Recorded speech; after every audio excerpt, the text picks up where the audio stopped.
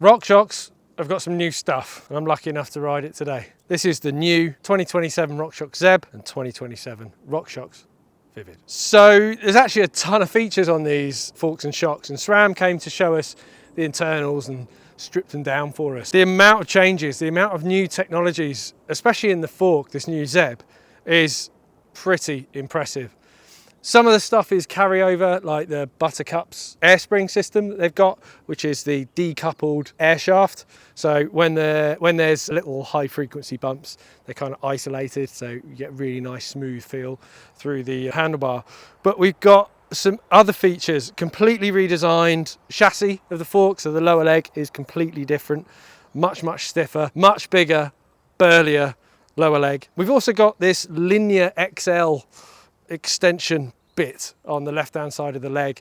That's just to increase the volume of the lower leg and keep the fork more linear.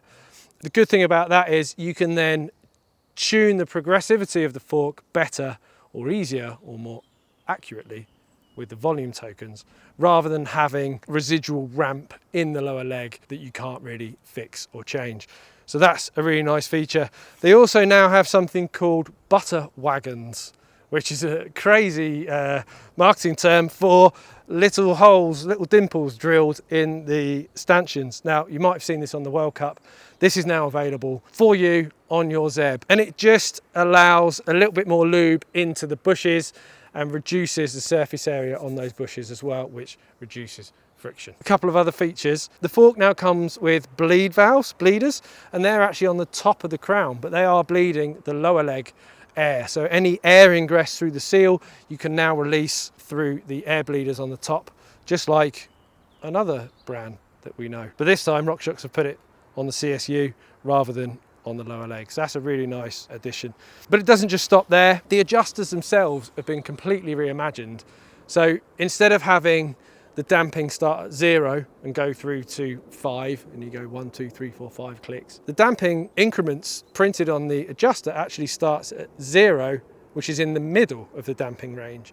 And you can either go plus 2, 3, 4, 5, on this case 2, or you can go negative 2 from the middle. So it's a little bit hard to get your head around at first, but actually it makes a ton of sense, because in your mind you're either taking restriction away, opening the fork, or you're closing the damper, adding restriction. So that would be towards the plus. Another feature for this year on the Zeb is adjustable bottom out, which is an adjuster on the left hand side of the leg at the bottom. You just adjust that, and all it really does is just moves the bottom out bumper further up towards the seal head, so the seal head actually connects with the rubber sooner in the stroke. Makes a ton of sense to me. At first glance, they're a very cool looking fork. Onto the shock then. Similar features to the fork: high speed and low speed compression, adjustable rebound, adjustable ramp, adjustable hydraulic bottom out, and just a little bit of an evolution from the previous Vivid, a few little tweaks. I really like the feature of the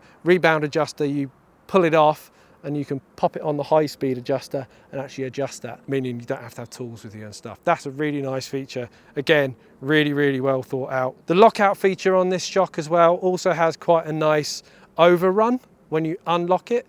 So instead of it going to a click, it goes past the click when you unlock it and then bounces back to center. That's really nice, like a little top out feature. So you definitely know I'm 100% unlocked. You know it from feel, even with cold hands and gloves on. So that's, again, really well thought out. But we need to ride them. I'm set up, I'm on a Levo Evo, best bike ever. So let's see if we've got the best suspension ever.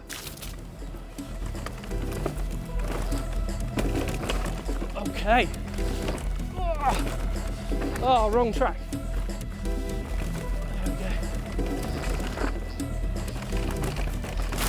There we go. Oh, it's fast and grippy.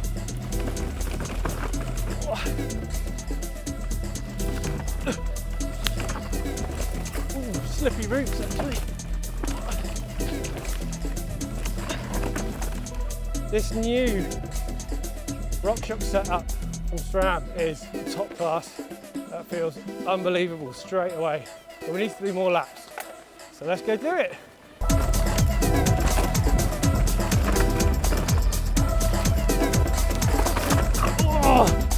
that wrong.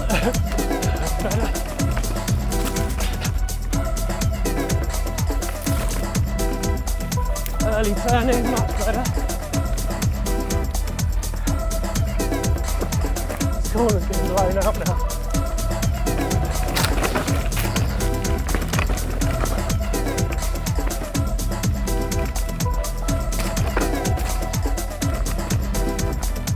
Oh, bad line. Oh. Woo!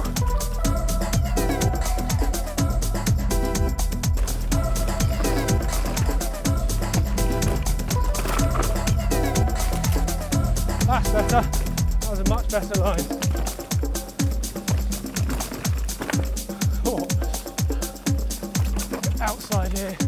Yeah, that's much better. Inside, over the stump. Oh, that's a much better. That was much quicker. Whew. So I'll just explain what I'm feeling on the fork. As I'm progressing, getting faster, getting more confident on the brakes, I'm applying more force, and I can feel the bike squatting on the front. So as I'm yanking the brakes on, the head angle's getting steep, and then my weight's going too far forward. So what I would normally do in that instance is add some compression. Now, I would say it's a mixture of high speed and low speed. Really, you should adjust them both together unless you're looking for a specific sort of goal. So I've just wound them on a bit. Now, I'm not a big fan of manufacturers' recommended settings, especially for compression. Just because for me it's more like terrain specific or track specific adjustment, and also how much confidence you've got. As you ride a trail, you get more faster and faster, start to commit more, you need more support. So when I started, I had the compression open pretty much on -2. Now I'm pretty much fully shut on both. Quite fast rebound, so fully firm on both low speed and high speed. So have a run.